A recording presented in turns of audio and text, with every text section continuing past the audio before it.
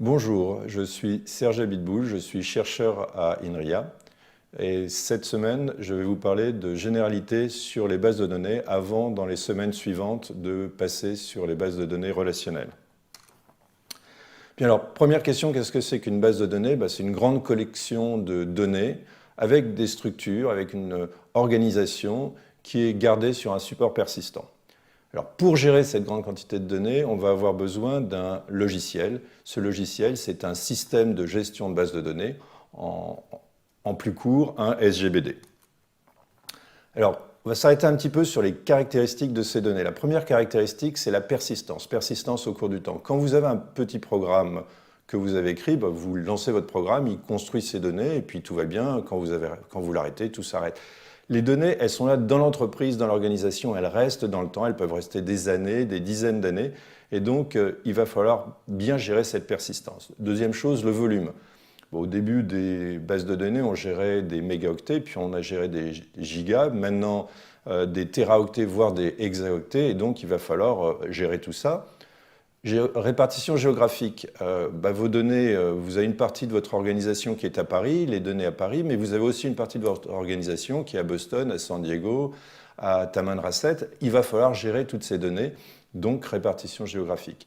Et dernier point, dernière caractéristique sur laquelle je voudrais insister, le partage.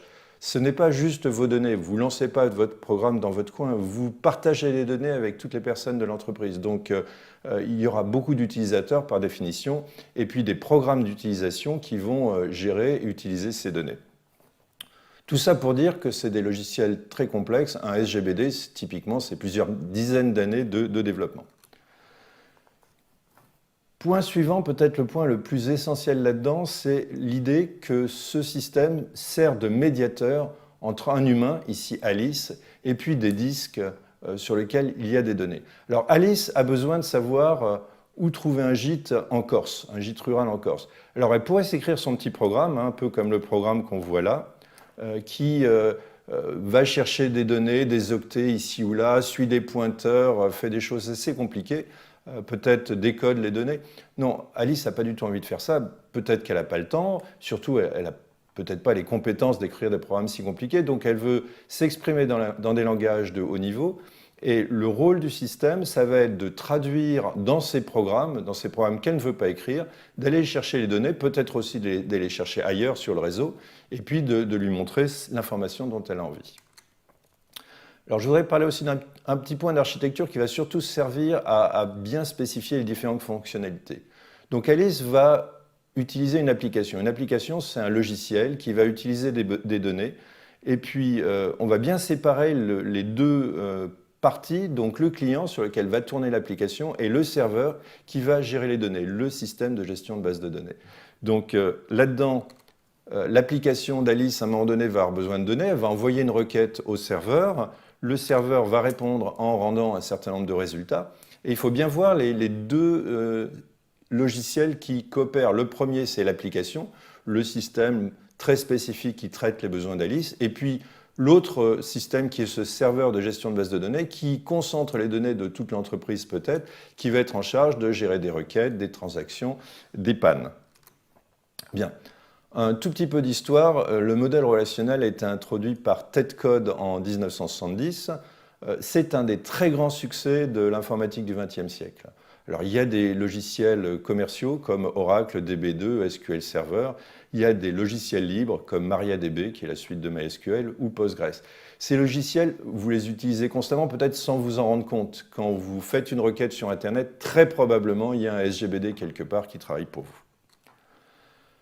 Dans ce cours, nous allons utiliser une application, l'application Voyageur, qui va nous permettre d'expliquer un peu tout ce qui se passe. Donc, vous allez avoir une base de données, la base de données Voyageur.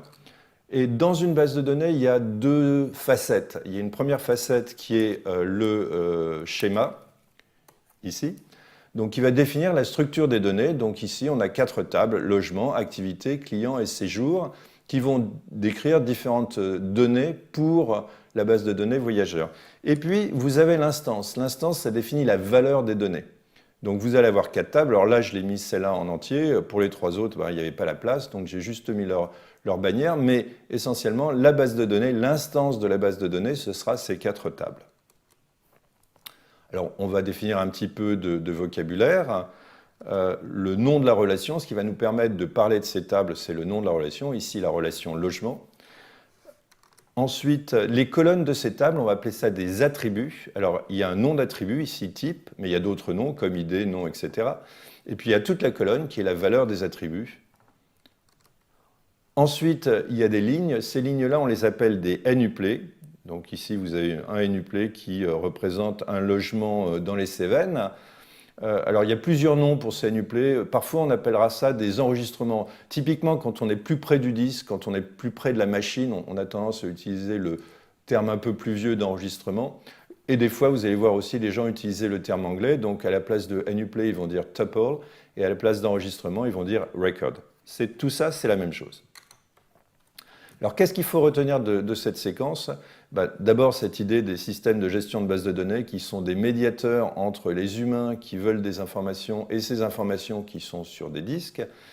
Et puis, l'idée que la base de données relationnelle est composée de ces tableaux à 2 dimensions qu'on appelle des relations. Merci de votre attention.